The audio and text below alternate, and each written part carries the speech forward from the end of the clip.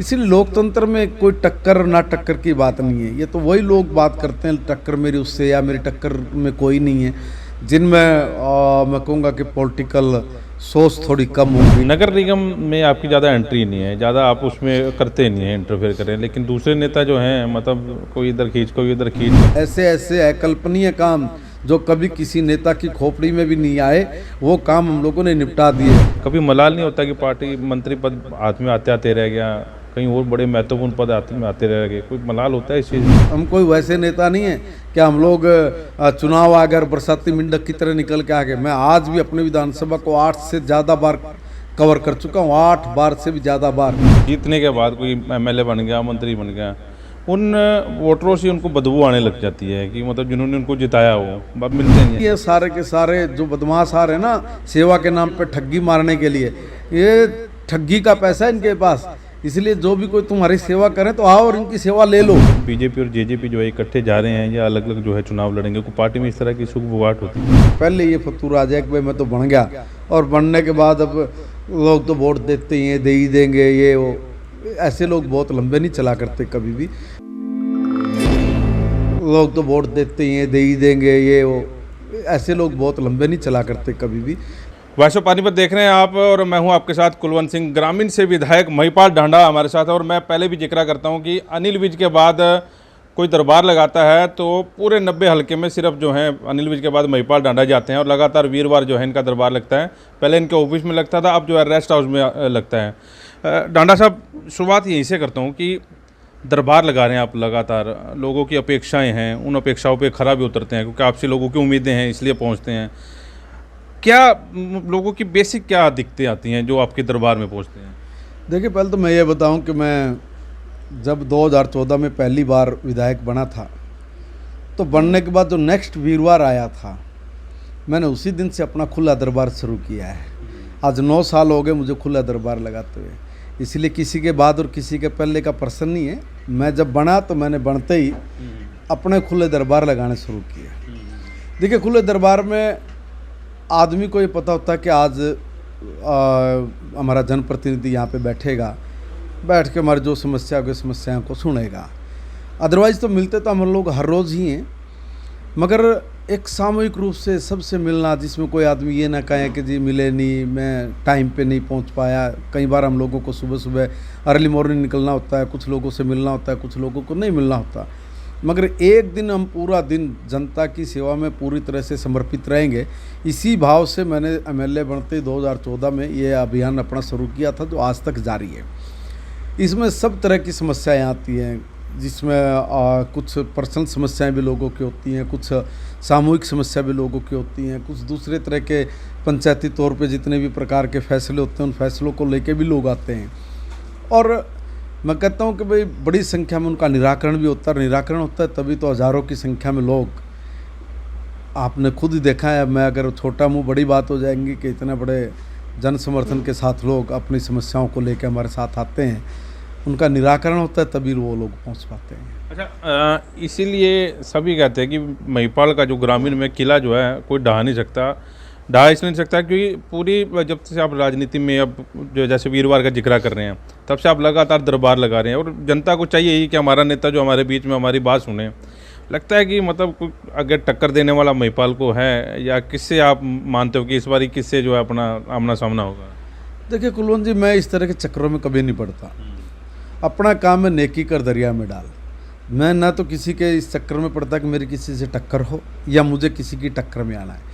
ये तो जनता का फैसला है।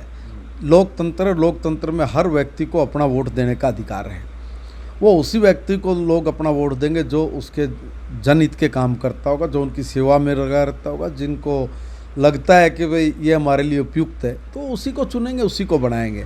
इसीलिए लोकतंत्र में कोई टक्कर ना टक्कर की बात नहीं है। ये तो वही लोग बात करते हैं टक्कर मेरी उससे या मेरी टक्कर में कोई नहीं है, जिनमें मैं कहूँगा कि पॉलिटिकल सोच थोड़ी कम होगी या ढीली होगी।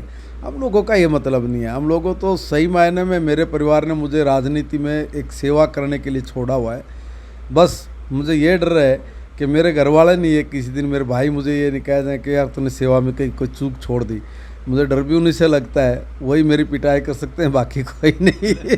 तो इसलिए उन्होंने, वो अपना बिजनेस करते हैं, वो अपना काम पूरी ईमानदारी निष्ठा के साथ करते हैं। मुझे भी कहा हुआ है कि आपने जो काम करना पूरी ईमानदारी और निष्ठा के साथ करना, इसलिए क्योंकि मेरा शौक़ था, मेरा भाव था कि मुझे सेवा करनी राजनीति में, इसलिए मैंने अपना फील्ड खुद चुना है। और जब मैंने अपना फील्ड खुद चुना है तो मैं अपने फील्ड में अच्छा काम करूं, यही मेरे परिवार के लोग मुझे सीख भी देते हैं और मुझे गाइड भी करते हैं। अच्छा, कई बार भाभी नाराज़ नहीं होती, मतलब कभी ऑस्ट्रेलिया, कभी कहाँ घर पे टाइम नहीं देता महिपाल, कभी ऐसी बात नहीं होती आप दोनों में भी थोड़ा टाइम जो है दिया करो? नहीं, टाइम जितना होना है वो पूरा है, क्योंकि मैं अपनी मर्जी से अकेला नहीं इस मैदान में आया था सेवा करने के लिए, सारा परिवार ही लगा हुआ है। अब मेरे बड़े भाई दोनों बिजनेस करते हैं, मगर मैं उनको भी लगा के रखता हूँ। खैर बीच वाले ब्रदर तो मेरे कभी नहीं जाते, मगर पाल भाई सब तो जब मेरी एब्सेंस होती तो सारा काम लोगों के बीच में आने जाने का काम वही करते हैं। ये भी सही है कि मेरे भाई कभी किसी अधिकारी और कर्मचारी को फ़ोन नहीं करते, आज तक नहीं कभी किया। विधायक तो सिर्फ एक ही है, वो है महिपाल ढांडा, मगर लोगों की आवागमन में लोग आए हैं, कोई उनकी बात है तो मेरे जो स्टाफ के लोग हैं उनसे कह के उनके कामों को करवाना, मुझसे कह के मुझे जैसे करवाना, वो उस काम में दखलंदाजी कभी नहीं करते। मगर लोग आएँ जाएँ, उनका मान सम्मान हो, उनको उनकी बात को सुना जाए, मेरी एब्सेंस में भी वो सुनते हैं। अच्छा, एक चीज़ इन 9 सालों में एक चीज़ ऑब्जर्व की है कि नगर निगम में आपकी ज़्यादा एंट्री नहीं है, ज़्यादा आप उसमें करते नहीं हैं, इंटरफेयर करें, लेकिन दूसरे नेता जो हैं, मतलब कोई इधर खींच कोई इधर खींच, वो राजनीति कैसे मानते हो इस चीज़ को? अफसर काम नहीं करते, या आपकी नज़र कैसी है? 9 साल आपने अफसरों के साथ काम भी किया है, ये काम करते भी हैं कि वैसे इनको निकम्मा बता दिया जाता है? मुझे एक बात बताइए कुलवंत जी, वो बोलते ना हाथ कंगन को रस्सी क्या और पढ़े लिखे को फर्सी क्या। 2014 से पहले हमारी कॉलोनियों का क्या हाल था, हमारे गांव का क्या हाल था? किसी गांव में कोई चौपाल नहीं, किसी गांव में कोई सड़क नहीं, किसी गांव में कोई फिरनी नहीं, किसी गांव में कोई सड़क नहीं, किसी भी गांव का कोई भी काम नहीं हुआ था। कॉलोनियों के अंदर कोई काम नहीं हुआ था, कॉलोनियों में किसी भी तरह की कोई उनको सुविधा नहीं थी, सब लोग नरक में जीवन जी रहे थे। आप एक बात बताइए कि काम हो रहा है कि नहीं हो रहा है? सारी की सारी कॉलोनियों को वैध कराना, वैध करा के पक्का कराना, पक्का करा के सीवर और पीने की पानी की पाइपलाइन डालना, एसटीपी डालना, कॉलेजेस बनाना, आईटीआईज बनाना, हर गांव को डेवलपमेंट के नए आयाम तक लेके जाना, कि कोई काम हमने छोड़ा नहीं है। कुछ थोड़ा बहुत काम बचा तो उस काम को हम लोग करने लग रहे हैं। अभी हम लोगों ने कोई काम बचा नहीं। तो मुझे एक बात समझ में नहीं आती कि वो लोग ये कहते हैं जिन्होंने कभी अपने टाइम में कुछ नहीं किया, जो कर नहीं पाए, जो असफल रहे, जिन्होंने जनता की भावनाओं के साथ बलात्कार किया, वो लोग हमसे कहते हैं कि भाई आपके यहाँ पे कुछ काम नहीं हो रहा। जिस व्यक्ति ने, जिस दल ने, जिस सरकार ने सारा काम कर दिया, कुछ काम छोड़ा नहीं है, जिसके कार्यकर्ता पार्टी के दिन रात मेहनत करके अपने पार्टी को भी संभालते हैं और अपने कामों को भी संभालते हैं, उस दल के कार्यकर्ता के बारे में ये कहना कि देखो भी काम होता है कि नहीं होता है, ये बड़ी अद्भुत सी बात है, बड़ी सोचने वाली बात है। दूसरी बात ये कि भाई कहना कि अफसर काम नहीं करते। मुझे एक बात बताइए, अफसर तब काम नहीं करते थे जब कुछ नहीं हुआ, या अब काम नहीं करते जब सब कुछ हो रहा है? सब कुछ होने के बावजूद भी आप ये कह रहे हो कि कोई काम नहीं करता, और जब कुछ नहीं होता था तब कहते थे कोई काम नहीं हो रहा है। तब बजट भी कहाँ जाते थे? बजट तो तब भी आते थे, तो बजट कहाँ पे जाते थे, कहाँ लगते थे? कौन उस बजट का दुरुपयोग करता था? कौन से अधिकारी उस बजट का दुरुपयोग करते थे? कौन नेता उसमें शामिल थे? वो अपने अंदर गिरेबान में झाँके देखें। हमारे यहाँ तो देखो भाई, पानीपत ग्रामीण में हम जो भी करते हैं, हमारे तो सारे काम होते हैं, 100% काम होते हैं, 100%। सामूहिक काम हमने कोई छोड़े नहीं है। ऐसे ऐसे अकल्पनीय काम जो कभी किसी नेता की खोपड़ी में भी नहीं आए, वो काम हम लोगों ने निपटा दिए। हम कोई वैसे नेता नहीं है कि हम लोग चुनाव आ गए और बरसाती मेंढक की तरह निकल के आ गए। मैं आज भी अपनी विधानसभा को 8 से ज़्यादा बार कवर कर चुका हूँ, 8 बार से भी ज़्यादा बार। शायद ही कोई विधायक ऐसा होगा आज तक का जिसने अपनी विधानसभा को इतनी बार कवर किया हो। और पिछली बार की विधानसभा के बारे में भी अगर मैं जिक्र करूँगा तो गिनती नहीं है, मैंने कितनी बार मैं गया हूँगा। हर गांव में, हर गली में, हर कार्यकर्ता से मिलना, हर आदमी से मिलना, ये अपने मैंने कहा ना, हम लोग सेवा करने के लिए, इसलिए मैं किसी की इंतज़ार या प्रतीक्षा नहीं करता। मैं बहाने नहीं ढूंढता, अरे भाई मैं अब चुनाव आ गया तो चुनाव में मैंने वोट कैसे लेना है, इसलिए मैं कोई चाकी छोड़ दूँ, लोगों को आटा पीस के दिखाऊँगा, मैं सेवादार हूँ, है ना। कोई बस चला देगा कि भाई चलो यहाँ से आदमी बिठा के पीजीआई तक लेके चले गए। लोग कहेंगे देखो भाई बड़ा सेवादार है, कोई शादी करनी होती, किसी बच्ची की शादी आ जाए, उसको लालच दे देते हैं कि भाई मैं तेरे को 11,000 रुपये कन्यादान दूंगा, 21 बर्तन दूंगा, 2 साड़ियाँ दे दूंगा, है ना। तो ये जो इस तरह के काम, ये बरसाती मेंढक, अब चुनाव आ गया, अभी सब लोग निकल के आएंगे। और मैं तो मेरी विधानसभा के हर व्यक्ति को बोलता हूँ कि जो इस तरह की सेवादार सेवा करने के लिए आ रहे हैं, उनकी सेवा लो, उनकी सेवा लो। अब एक बात बताइए, पिछली बार भी निकल के आए थे सब लोग कि हम तो सेवा करने के लिए राजनीति में हैं, सब लोग आए, मगर आने के बाद, चुनाव के बाद कहाँ गए? अब फिर चुनाव आ रहा है, फिर सब लोग निकल के आएंगे। इसलिए मैंने मेरी विधानसभा के हर आदमी को पढ़ाया हुआ है कि भाई ये सारे के सारे जो बदमाश आ रहे हैं ना सेवा के नाम पे ठगी मारने के लिए, ये ठगी का पैसा है इनके पास। इसलिए जो भी कोई तुम्हारी सेवा करे तो आओ और इनकी सेवा ले लो, कोई प्रॉब्लम नहीं है। मैं ही कहता हूँ उनको ले लो, मैं भेज भी देता हूँ कि जाओ तुम लोग सेवा लेके आओ। मतलब ये कह रहे हैं कि मतलब आप सीधा साधा जो आपका जवाब है कि जो आ रहा है बटोर लो। अरे बटोरने की बात नहीं। बटोरने का मतलब कि जो आ रहा है उसको लो, 11,000 दे रहा है, 21,000 दे रहा है, ठीक है, अच्छी बात है, दे रहे हैं। वो कि कह रहे हैं हम सेवा करने के लिए आ रहे हैं। ये जब सेवा करने के लिए आ रहे हैं तो मैं तो लोगों को कहूँगा कि भाई अगर वो सेवा कर रहे हैं तो लीजिए ना, प्रॉब्लम क्या है? वो कह रहे हैं ना हम सेवा करने के लिए आए हैं, तो सेवा करने के लिए आए तो 1 साल के लिए आए हैं, जब तक चुनाव नहीं होता तब तक के लिए आए हैं। तो चुनाव के बाद क्यों नहीं आते हैं ये लोग? चुनाव के बाद भी इनको रहना चाहिए, हम तो कभी मैदान नहीं छोड़ते। इसलिए जो आदमी सेवा करना चाह रहा है तो अब तो उसको कहते हैं लोगों को, भैया जब ये सेवा करना चाह रहा है तो इसकी सेवा का आनंद लो, इसकी सेवा लीजिए। आपका कहीं काम चल रहा है तो अच्छी बात है, अगर वो लोग आपकी कहीं मदद करना चाह रहे तो मदद लेने में हर्ज क्या है? कोई हर्ज नहीं है। मतलब ये चीज़ समझा रखी है कि मतलब ठीक ठाक कर लो, जो आ रहा है कर लो, लेकिन वोट जहाँ पड़ना है वो इशारा आपने दे रखा है। नहीं, इशारा नहीं, मैं लोगों के मन की बात को समझता हूँ और लोगों से मैं खुद प्रेम करता हूँ। मैं प्यार नहीं करता, प्रेम करता हूँ, और लोग हमसे प्रेम करते हैं। इसलिए मैं कभी ये नहीं कहता कि भाई वोट किसको देनी है किसको नहीं देनी है, ना मैं कभी वोट मांगता, मैं आशीर्वाद मांगता हूँ। और मैं सिर्फ आशीर्वाद की बात करता हूँ कि आपका आशीर्वाद उस मेरे साथ है तो मैं उसी आशीर्वाद को ताकत बना के हरियाणा की विधानसभा से आपका अधिकार आपकी गली तक लेकर आता हूँ, मैं लेके आया हूँ। और इसलिए उन लोगों को भरोसा अपने बेटे पे, अपने भाई पे, कि हमारा बेटा, हमारा भाई ये कोई गलत काम नहीं करेगा। और 24 घंटे आधी रात को भी मेरे घर के दरवाजे आदमी अगर आता है तो कभी निराश नहीं होकर जाता। हम लोगों को जितना बन पाता है उससे भी 2 कदम आगे बढ़ के करने का प्रयास करते हैं। इसलिए लोग हमारे साथ हैं, हमें कोई दिक्कत नहीं है। बड़ी छोटी उम्र से आपने राजनीति शुरू की थी, मतलब अभी ज़्यादा उम्र नहीं है आपकी, 2 बार विधायक भी आप रह गए, अच्छे पदों पे रहे हैं। कभी मलाल नहीं होता कि पार्टी मंत्री पद हाथ में आते आते रह गया, कहीं और बड़े महत्वपूर्ण पद हाथ में आते रह गए? कोई मलाल होता है इस चीज़ का? मैंने कभी सोचा नहीं मैं मंत्री बनूंगा कि नहीं बनूंगा, कभी भी नहीं सोचा। और ना मैं कभी किसी के पास गया कि मुझे मंत्री बना दो, ये भी रियलिटी बता रहा हूँ। कभी किसी के पास नहीं गया कि मुझे कोई मंत्री बनाओ या मुझे कोई पद दो, मुझे ज़रूरत भी नहीं है। मैं मस्त मौला आदमी हूँ, मुझे सेवा करनी है। सेवा किसी भी तरीके से आप रह के कर सकते हैं।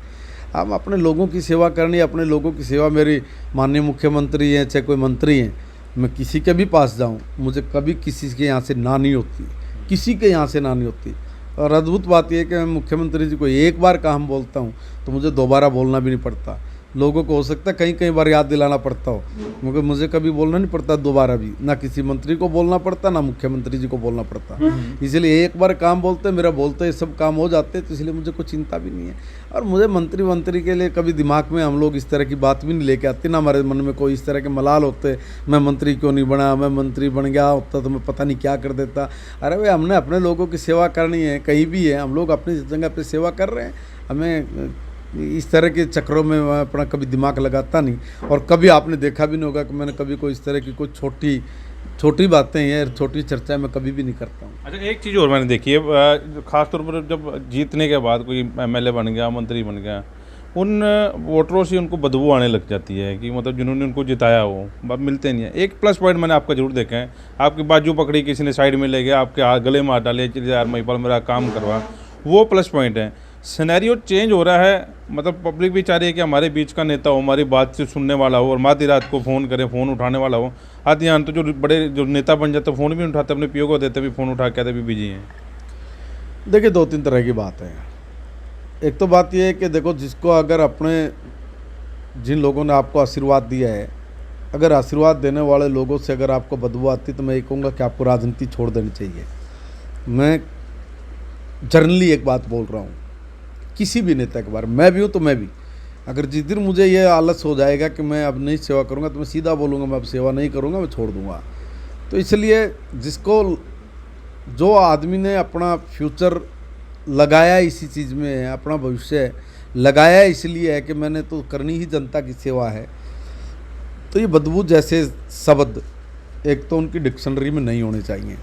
दूसरा, लोग आपके पास बहुत उम्मीद करके आते हैं, बहुत भरोसा करके आते हैं, ये सोच के आते हैं कि मेरा अगर कहीं कोई सहारा नहीं मिल पाया, किसी अड़चन में, किसी मुसीबत में, तो मैं अगर फलां राम के पास जाऊंगा तो मुझे मॉरल सपोर्ट भी करेगा, मेरी दूसरे तरह की सपोर्ट भी करेगा, और मैं जिस संकट में फंसा हूँ उस संकट से मुझे निकालने में मेरी मदद करेगा।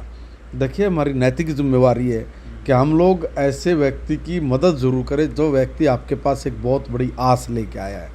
इसलिए जिस आदमी के दिमाग में पहले ये फतूर आ जाए कि भाई मैं तो बन गया, और बनने के बाद अब लोग तो वोट देते ही हैं, दे ही देंगे, ये वो, ऐसे लोग बहुत लंबे नहीं चला करते कभी भी।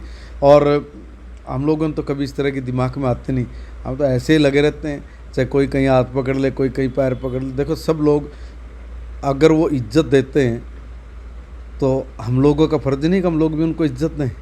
वो हमसे प्रेम करते हैं, हमारा फ़र्ज़ नहीं कि हम उनसे डबल करके प्रेम दें। ये ठीक है कि भी आपके सामने बहुत सारी समस्याएं आएंगी, आपकी हेल्थ की समस्या आएंगी, आपकी टाइम की प्रॉब्लम्स आएंगी। कई बार मीटिंग्स में हम लोग भी होते हैं, हमारे भी पीए फ़ोन उठाते हैं, ऐसा नहीं कि वे हमारे पीए फ़ोन नहीं उठाते। कई बार हम लोगों के अगर 4 घंटे मीटिंग चल जाए तो 4 घंटे हम भी फ़ोन नहीं उठा पाते। हमें भी लोग कहने वाले हो जाते हैं, यार मैंने फ़ोन किया था आपने उठाया नहीं, मगर हम लोग उसको बड़े प्यार से कहते हैं, देख भाई हमारी मीटिंग थी, या हमारा पीए ही बताएगा सर अभी तो इस वक्त यहाँ है मीटिंग में। हम कभी झूठ नहीं बोलते हैं, हम जहाँ होते हैं हमारे लोग भी यही बोलेंगे, कभी भी आजमाना। हम लोग जहाँ होंगे एग्जैक्ट जगह बोलेंगे, हम लोग यहाँ पे और यहाँ पे बात होगी या नहीं होगी वो भी बता देंगे। अभी 5 मिनट में होंगी, 10 मिनट में होंगी। बाहर निकलते मैं ऑलमोस्ट लगभग जितने भी लोग हमें कॉल करते सबको मैं गाड़ी में बैठ के फ़ोन करता हूँ टोटल। इसलिए देखो, जो आपका फील्ड है उस फील्ड के प्रति आप जब तक ईमानदार नहीं होंगे, मुझे नहीं लगता कि भाई आप फिर सक्सेस हो जाओगे। इसलिए सेवा करनी है तो सेवा को सेवा के भाव से करो, इसको बोझ मत समझो, बाहर मत समझो। भाई आपने, जनता ने, आप लोग हाथ जोड़ के उनके बीच में गए थे कि मैं आपकी सेवा करूंगा, तो आज भागो क्यों सेवा करने से? ठीक है, आपकी तबीयत अगर ख़राब है तो आप बोलिए ना मेरी तबीयत ख़राब है भाई, मैं 2 दिन के लिए रेस्ट पे हूँ, 1 दिन के लिए रेस्ट पे हूँ। ऐसा नहीं कि लोग नहीं समझते, सब समझते हैं। इसलिए अगर आपका फील्ड सही मायने में राजनीति के माध्यम से सेवा है तो फिर उस राजनीति को आप अपना धर्म समझ के उसको पूरा करें, उसको सेवा समझ के उसमें लगे रहिए, और सेवा समझ के लगे तो आनंद आएगा। मैं आपको कभी मायूस नज़र नहीं आऊँगा, कभी भी। मैं बीमार हूँ तो भी मैं ऐसे मस्ती में काम करता हूँ, मैं ठीक हूँ तो भी मस्ती में काम करता हूँ, नहीं ठीक हूँ तो भी करता हूँ। क्यों? क्योंकि जब तक आप लोग, क्योंकि देखिए भाई, मेरे को अपने काम से प्रेम है, और जिस आदमी को अपने काम से प्रेम होता है फिर वो काम चोर नहीं होता, वो भागता नहीं अपने काम से, वो अपने काम के प्रति लगन, मेहनत और दृढ़ इच्छा संकल्प शक्ति के साथ पूरा करने का प्रयास करता है। तो हम तो इसीलिए मस्त मौले होकर अपने काम पर लगे रहते हैं। हम इस तरह की फालतू की चीज़ों में सोचते भी नहीं, कभी मस्ती से काम करते हैं, आनंद आता है काम। अच्छा, इससे हटके करें बात, 5 मिनट लूँगा और आपके। जेजेपी भी अपनी जो है विशात कर रही है, जेजेपी अपनी जो शहरों में भी अब जो कर रही है आगे बढ़ा रही है। आपको लगता है कि अब बीजेपी और जेजेपी जो है इकट्ठे जा रहे हैं या अलग अलग जो है चुनाव लड़ेंगे? कोई पार्टी में इस तरह की सुगबुगाहट होती है? देखिए, ये मामला केंद्रीय नेतृत्व का है। अब केंद्रीय नेतृत्व इस पर क्या फैसला लेगा ये तो बात वही जानते हैं। देखो, मैंने कभी आज तक कोई बड़ी बात नहीं की, मगर मुझे ये पता है कि भारतीय जनता पार्टी बहुत मजबूत पार्टी है, हम कैडर बेस्ड पार्टी है, हमारा नीचे तक का काम बिल्कुल एकदम परफेक्ट है। किसी दल के पास इतनी बड़ी ताकत नहीं है जितनी बड़ी ताकत हम लोगों के पास है। आप एक बात बताइए, हमारी पार्टी का मुखिया आपको पता है कौन है? अगर आप कहेंगे कि कौन है, तो हमारी मुखिया का, पार्टी का हमारे मुखिया तो जगत प्रकाश नड्डा जी हैं। अब नड्डा जी राष्ट्रीय अध्यक्ष हैं, 3 साल के लिए चुने जाते हैं, ज़्यादा ज़्यादा 1 टर्म और मिल जाती, 3 साल और मिल जाते हैं। वरना इस पार्टी का कोई मुखिया नहीं, इस पार्टी की एक विचारधारा है। ये विचारधारा वाली पार्टी है, और हमारी विचारधारा भारत माता की जय, यानी भारत सब ओर से दुनिया में सबसे आगे निकले, सबसे ताकतवर देश बने और भारत संपन्न प्रदेश बने, देश बने। ये हमारा सपना है, ये हमारी विचार है। हम इस विचारधारा के साथ मिलकर काम करते हैं। बाकी दलों में हम दलों में बड़ा अंतर है। हम लोग कहते हैं कि पहले मेरा देश, फिर मेरी पार्टी और लास्ट में मैं खुद। दूसरे दल कहते हैं पहले मैं, फिर मेरी पार्टी और भाड़ में जाए देश। उनको देश से कोई लेना देना नहीं है। वो एक मराठी में कहावत है ना, अपना काम बनता भाड़ में जाए जनता। तो ये तो वो लोग हैं कि भाई एक बार उनका काम बन जाए, एक बार जीत जाए, बन जाए, फिर वो कभी नज़र नहीं आएंगे लोगों के बीच में, कभी वो काम की उनको कोई चिंता नहीं है। आएंगे धमकाएंगे, उनको बदबू आएगी, फलाना, जो जिस तरह के शब्दों का आप इस्तेमाल कर रहे थे, वो सारे काम उन लोगों के लिए है।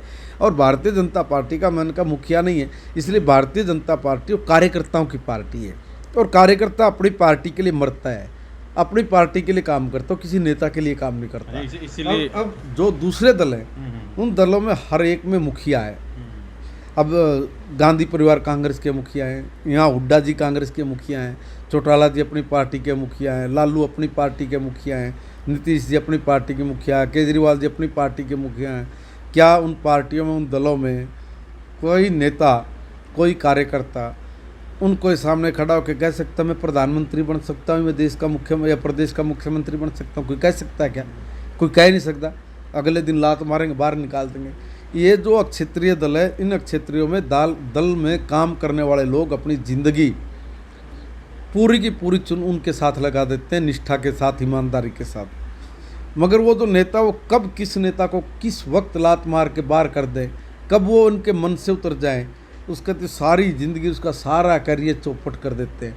इसलिए कई शाने समझदार आदमी बोलते हैं कि भाई ये जो इन दलों में, क्षेत्रीय दलों में जो लोग काम करते हैं ना, वो साझी बन के काम करते हैं, साझी बन के। इसलिए सारे इकट्ठे हो गए संसद वाले मामले में। हाँ, तो साझी है, वो अपना काम बचाने के लिए सोच रहे हैं। इसलिए वहाँ के कार्यकर्ता बेचारे साझी पढ़ाई कर रहे हैं। हमारे दल में साझी पढ़ा नहीं करता कार्यकर्ता, हमारे दल में शान से जीता है। हमारे किसी भी छोटे से छोटे कार्यकर्ता को पूछ लेना, वह कहेगा मैं भाजपा का कार्यकर्ता हूँ, ये पार्टी मेरी माँ है। हर बड़े से बड़ा नेता, माननीय मोदी जी से लेके, अमित शाह जी से लेके, नड्डा जी से लेके, और हमारा जो बूथ का पन्ना प्रमुख है वो भी बोलेगा ये पार्टी मेरी माँ है, मैं अपनी पार्टी के लिए काम करता हूँ। दूसरे दलों में कोई भी आदमी ये नहीं बोलेगा मैं पार्टी के लिए काम कर रहा हूँ, ये बोलेगा मैं चौटाला जी के लिए काम कर रहा हूँ, मैं लालू जी के लिए काम कर रहा हूँ, मैं गांधी जी के लिए काम कर रहा हूँ। वो उनसे बाहर नहीं निकलते, इसलिए वो उनकी जो गुलामी वाली मानसिकता है ना, उस गुलामी वाली मानसिकता के कारण लोगों में अपने अपने स्वार्थ जाग जाते हैं, और उन स्वार्थों के कारण कभी भी ना देश का भला होता ना प्रदेश का भला होता। जब से हमारी गवर्नमेंट आई, हमने कोई एक भी ऐसा काम नहीं किया जिसमें देश का अहित होता हो। देश की शान बढ़ाना, देश को आगे लेके जाना, देश के लिए मरना मिटना, ये हमारी फितरत है, ये हमारे विचार है, ये हमारी विचारधारा है, हमारी आइडियोलॉजी है, हम उस पर काम करते हैं। बाकी दल ये काम नहीं करते, इसलिए वो संकोच करते हैं। इसलिए उन लोगों के हाथ में 60-60 साल तक सत्ता रही, तो कभी आज तक किसी देश के प्रधानमंत्री से बाहर जाकर हाथ मिलाने की औकात नहीं बना पाए। और यहाँ पर अगर भारतीय जनता पार्टी का कार्यकर्ता प्रधानमंत्री बना है तो लोग पैर भी छूते हैं, बड़े से बड़े राष्ट्रीय अध्यक्ष ऑटोग्राफ भी लेते हैं, दुनिया के सबसे बड़े ताकतवर देश, और उनको गले मिलकर उनकी पीठ भी थपथपा के आता है भारत देश। तो भाई इतना बड़ा जो काम हो रहा है ना, वो एक विचार के कारण हो रहा है, क्योंकि हमारी विचारधारा, मैं फिर रिपीट कर रहा हूँ, भारत माता की जय है। इनकी विचारधारा भारत माता की जय नहीं, इनकी विचारधारा ये है किसी भी तरह से भारतीय जनता पार्टी के कार्यकर्ता को नरेंद्र मोदी जी जो माननीय देश के प्रधानमंत्री हैं, इनको सत्ता से बाहर करो, और इनसे बाहर करके हम सारे चोर एक चौकड़ी इकट्ठी करते हैं, और फिर हम लोग एक मुखिया बनाएंगे। अली बाबा 40 चोर वाला गेम हम लोग खेल लेंगे, और इस देश की जनता को कैसे लुटे हो तो उसका प्रयास करते हैं। इनके पास किसी पर आइडियोलॉजी है, विचार है ही नहीं, ये क्या करेंगे एक बार बता दें, क्या करेंगे। अब काम की बिल्कुल एकदम प्रकाष्ठा पर हमारा देश चला गया है। देखो इनके हाथ में सत्ता थी, ये कुछ नहीं बना पाए। कभी इन लोगों ने कोई नई टेक्निक इस देश को नहीं दी, इस देश के लिए कोई नए हथियार ये नहीं बना पाए, इस देश के लिए कोई नई चीज़ ये लोग नहीं खड़े पर कर पाए, आंतरिक में कोई नया कारनामा नहीं कर पाए, इस देश की सेना का मनोबल ये नहीं बढ़ा पाए, इस देश के लोगों का जीवन स्तर ये नहीं ऊपर उठा पाए। इन्होंने कभी कोई एक संकल्प लिया हो कि हम लोग इस देश के लिए ये एक काम करेंगे, एक संकल्प। इन्होंने कोई भी मुद्दा आज तक, जिस भी दल की बात कर रहा हूँ देश में, किसी भी दल ने कोई भी मुद्दा चुनाव में उठाया हो और आज तक एक भी मुद्दा पूरा किया हो, महिपाल ढांडा राजनीति छोड़ देगा, एक मुद्दा बता दे हमने आज तक ये पूरा किया। हम 3 मुद्दे लेके सरकार में आए थे। हमने कहा था हम राम मंदिर बनाएंगे, हमने राम मंदिर बनाया। हमने कहा था हम धारा 370 तोड़ेंगे, हमने धारा 370 तोड़ी। हमने कहा हम जनसंख्या नियंत्रण समान नागरिक संहिता का कानून लेके आएंगे, अभी हम लोग लेके आ रहे हैं। हमने अगला टारगेट भी रख दिया, टारगेट ये रखा है हम दुनिया में भारत को विश्व गुरु बनाएंगे, दुनिया का सबसे ताकतवर देश बनाएंगे। हमने समय रखा है, हम इतने समय में बनाएंगे जब हमारा देश आज़ादी की 100वीं वर्षगांठ बना रहा होगा, यानी 2047 में हम लोग भारत को विश्व गुरु बना चुके होंगे। और इसलिए हमने बहुत निचले लेवल पर जाकर हम लोग काम कर रहे हैं। ये ले सकते हैं कि इतना बड़ा टारगेट, ये कभी कल्पना कर सकते हैं कि हम लोगों ने ये किया? हमने ये कहा था कि 2015 में कि हम 2022 तक हिंदुस्तान के किसान की आय को दुगना करेंगे। हमने किया। अब कई लोग कह देते क्या कर दिया, आप तो गेहूं का रेट 2000 रुपये कर दिया 4000 रुपये। अब लोग ऐसे बोलेंगे, वो नहीं बोलते बेचारे, उनसे कुछ जो शरारती लोग नहीं बुलवाते हैं। अब एक बात बताइए कि 2013-14 में गेहूं का रेट क्या था? 1350 रुपये। आज गेहूं का रेट क्या है? 2125 रुपये। 60 साल में उन लोगों ने बढ़ा 1350 रुपये, 8 साल में उन्होंने बढ़ा दिया 800 प्लस रुपया। और वो हमसे पूछ रहे क्या है? आज तक आप लोग इनसे पूछिए कि तुमने कभी कोई सरसों का दाना खरीदा? एमएसपी का दाम सिर्फ केंद्र की सरकार तय करती थी। कभी किसी स्टेट ने एक भी दाना सरसों का नहीं खरीदा। हमारी सरकार ने 2950 रुपये जब 2013-14 में हमारी सरकार आई दाम था, आज हम 5500 रुपये दाम दे रहे। बताइए दुगुना है कि नहीं है? हमने बाजरा 1100 रुपये से बढ़ के बताइए 2250 रुपये किया कि नहीं किया? क्या इन सरकारों ने किसी भी फसल का एमएसपी तय करते वक्त उन फसलों को खरीदा भी? क्या एक दाना भी नहीं खरीदा। हम आज 22 फसलों को एमएसपी पे खरीद रहे हैं। हमने मूंग का दाल, अरहर का दाम, हमने जौ का दाम, हमने चने का दाम, हम लोगों ने मसूर का दाम, हम लोगों ने सरसों का दाम, हम लोगों ने कपास का दाम, हम लोगों ने रागी का दाम, हम लोगों ने ज्वार का दाम, हम लोगों ने मक्का का दाम, हम लोगों ने मोटी जीरी का दाम, हम लोगों ने गेहूं का दाम, सब के दामों को दुगना किया है, बढ़ाया है। हमने जो प्रॉमिस किया हमने वो प्रॉमिस किया। इसलिए कई लोग ये भी ऑब्जेक्शन कर देते हैं कि कहाँ बढ़ा दिया। तो देखो भाई, मैं फिर एक बात दोहराऊँगा कि हाथ कंगन को अर्सी क्या, पढ़े लिखे को पर्ची क्या। भाई आप अपना गूगल निकालो, आप उसमें पूछ लो कि भाई 2013-14 में क्या दाम थे फसलों के, आज क्या दाम है फसलों के। उस वक्त कितनी फसल गवर्नमेंट खरीदती थी, आज कितनी फसल गवर्नमेंट खरीदती है। उस वक्त हम लोग जो हमारा परचेजर था, जो आड़ती जिसको हम बोलते हैं, हम लोग उसके ज़रिए किसान के खाते में पैसे आते थे। हमने इतना बड़ा काम किसान के हित के लिए किया कि हम लोग है ना बिचौलियों को पैसे नहीं देंगे, हम डायरेक्ट किसान के खाते में पैसा डालेंगे।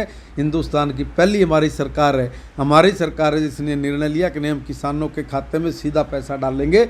इसलिए हमने किसानों के बैंक के खाते खोले थे, इसलिए हमने गरीबों के बैंक के खाते खोले थे। आप सुनकर हैरान हो जाओगे, वह लोग हमारे को कह रहे कि ये चोर है, ये बदमाश है, ये कर दिया इन्होंने, वो कर दिया। कौन पता है? जिनके राज में 60 साल में 2,70,00,000 बैंक में खाते थे। सिर्फ इस देश में 2,70,00,000 बैंक के खाते थे। आप कल्पना करके देखो, आज हिंदुस्तान में 51 करोड़ बैंक के खाते हैं। इतने बैंक के खाते खोल के हम लोगों ने हर व्यक्ति का लाभ डायरेक्ट उसको मिले, ये इसलिए काम किया। ये कांग्रेसी चिल्लाते रहे, बोले मोदी जी ने कहा था 15 लाख रुपए खाते में डालूंगा, डाल दिए। एक बात मुझे आज तक समझ में नहीं आई, सब बोलते रहा, मीडिया वाले भी कहते हो भाई वो भाषण हमने भी सुना दो जिसमें मोदी जी कह रहे हैं कि भाई 15 लाख रुपए हम खाते में डालेंगे। एक बार वो क्लिप तो दे दो। आप किसी की कोई भी घटना होती है तुरंत निकाल के ले आते हैं हम लोग, एक घटना वो भी हमें भी दिखा दो। मगर वो खाते में 15 लाख नहीं 15-15 करोड़ डालेंगे, जिसके भी सरकार की पॉलिसी के तहत जिसका जो हक बनता है उसका हक हम लोग उसके बैंक में डालेंगे। ये चोर और दलालों के हाथ में हम नहीं छोड़ेंगे। पहले ये दलाल जो कांग्रेस की सरकार ने, दूसरी सरकारों ने पाड़ रखे थे, उन दलालों की दुकान पे इतना मोटा हरिसन का ताला मोदी जी ने लगा दिया। इसीलिए सारे चोर इकट्ठे हो रहे हैं और सारे चोर इकट्ठे होकर एक ही काम कर रहे हैं, मोदी जी को हटाओ, मोदी जी को हटाओ, मोदी जी को हटाओ। मगर हिंदुस्तान की जनता हर रोज़ देख रही है कि मेरे देश के प्रधानमंत्री ने हिंदुस्तान को आज दुनिया के शिखर पे बिठाया है। तो एक बात बताओ, इनमें से कौन से एक नेता का नाम लेकर देख लो जिसकी इतनी हैसियत हो कि भाई वो जो बाइडन से हाथ भी मिला लें। एक घटना मुझे याद है, जब राजीव गांधी जी हिंदुस्तान के प्रधानमंत्री थे तो चाइना में एक समिट हुई थी। उस चाइना की समिट में राष्ट्रपति जो वहाँ के चाइना के थे तो सब देशों के राष्ट्राध्यक्षों से मिल रहे थे। तो हिंदुस्तान के प्रधानमंत्री से भी स्वाभाविक बात, जब लाइन में खड़े थे तो हाथ मिला, तो फोटो उसके खींचे। तो 1 महीना तक द पायनर में, हिंदुस्तान टाइम्स में, टाइम्स ऑफ इंडिया में, द ट्रिब्यून में, नवभारत टाइम्स में, है ना, इन सब अखबारों में 1 महीने तक एक खबर चली, ये हाथ मिला चाइना के राष्ट्रपति से देश के प्रधानमंत्री का, ये हाथ मिला 1 महीने तक। और ये बताते 3 दिन तो राजीव गांधी ने वो हाथ भी नहीं धोया था। अब आज एक कल्पना कर लो ना कि वो तो एक चाइना के राष्ट्रपति से हाथ मिलाकर इतना बड़ा काम कर रहे थे, मान रहे थे। यहाँ तो राष्ट्राध्यक्ष पैरों में झुक के प्रणाम करके आशीर्वाद ले रहे हैं। यहाँ तो एक बारी दुनिया का सबसे ताकतवर देश का प्रधानमंत्री थोड़ी आगे भी निकल जाए, कुर्सी क्रॉस करके वापस आके गले मिलता है, ऑटोग्राफ मांगता है। अरे तुम्हारे तो ऑटोग्राफ लेने देने की बात छोड़ दो, हाथ भी नहीं मिलता था इनका हाथ मिलता था।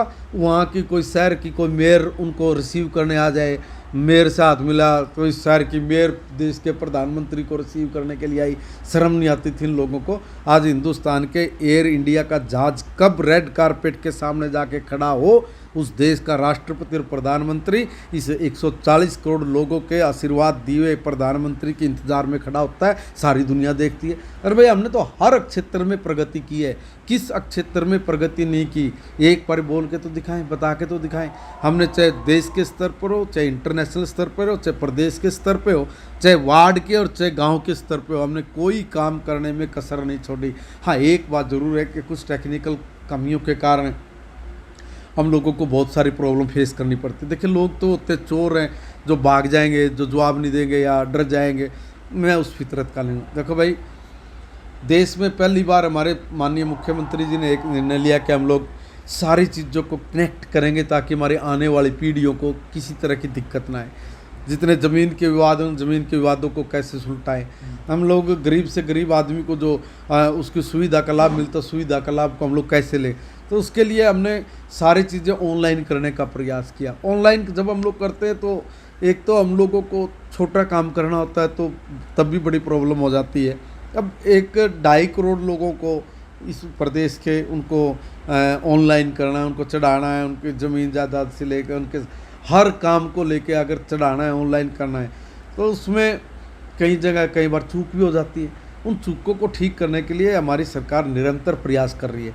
इसलिए मैं आपके चैनल के माध्यम से अपने प्रदेश की जनता को ये भी कहना चाहूँगा कि देखिए, जहाँ पर कोई चूक हुई है, क्योंकि ये काम पहली बार हो रहा है देश में, पहली बार होता है, तो हम मानते हैं कि बहुत सारी जगह पे चूक होती हैं। हम उन चूकों को ठीक करने लग रहे हैं। बहुत जल्दी वो सारी की सारी जब चूकें ठीक हो जाएंगी, निश्चित तौर पे आपके घर बैठे अपने मोबाइल से आप अपने राजकाज का आनंद लेंगे। इतना साफ सुथरा प्रशासन हम लोग आपको देने लग रहे हैं और दे भी रहे हैं। जो लोगों को इसमें कहीं त्रुटि होगी है, गलती होगी है, उसको तो थोड़ा सा परेशानी का सामना करना पड़ रहा है, बट जिनका ठीक हो रहा है वो इस मामले में बिल्कुल शांत भी है। इसलिए कुछ चीज़ें हैं जो मैं समझता हूँ कि जिसमें हमारी कुछ कमी रही है, हम उन कमियों को पूरा करेंगे। हम उससे भागेंगे नहीं, हम उसके मुंह नहीं चुराएंगे, हम उसका सामना करके उस चुनौती को स्वीकार करके उन चुनौतियों से भी निपटेंगे। ये हमारा काम। बिल्कुल। इंटरव्यू लंबा है, लेकिन हर चीज़, हर पॉइंट जो है आपके फ़ायदे की है, आपके कायदे की है। सवाल बहुत हैं और जवाब भी बहुत हैं। और किसी समय और किसी इंटरव्यू में हम लोग दोबारा महिपाल जी के साथ मिलेंगे। चुनावी मौसम में अब लगातार वॉइस ऑफ पानीपत पर महिपाल रहेंगे हमारे साथ। तो आपको लगता है कि इंटरव्यू में कुछ गलत है तो भी कमेंट करें, और इंटरव्यू आपको अच्छा लगा है तो भी कमेंट जरूर करें। वॉइस ऑफ पानीपत के लिए प्रदीप पंचाल के साथ कुलवंत सिंह।